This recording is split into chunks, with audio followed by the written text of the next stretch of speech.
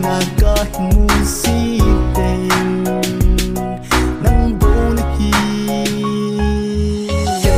khen thei lo ding nang le ke ki khen thei lo ding hin ko adya lu se ka chan na hi pha chom khana ding bo hi lo ngai gelin ka lung se pen nang na hi ka ngai lu pen nang na hi khen thei ke ya kon ang dang sang ding wang ke lo zen in ka lung se nan pha thei lo ding ik ki lung se na hi tu de jing in go le ching ki khen thei lo ding hin ko adya tu de jing hi te min ko hi ke ik ki na o nau ching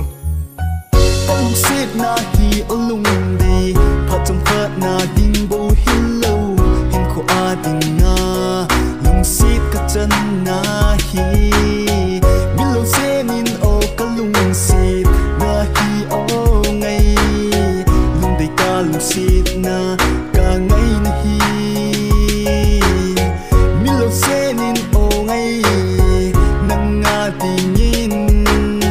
hung pang sing na nge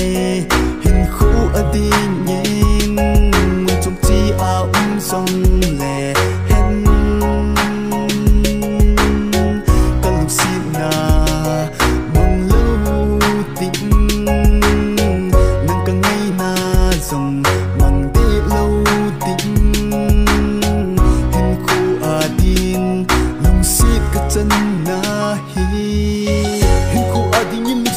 chane o me hin min lo zenin nang nga ding na u ko ki ka pang jing e nang nga ding bo hin hin kho ka na mang jing ka na gel ka na ngai to thim thu ching ho nang nga ding bo hi hin gel nang nga ding in ka na pang jing e lu sit ka na chan nang bo na hi lung lai bom sing nang bo na hi ka lu sit ka ngai pen nang bo na hi hin gel no ngai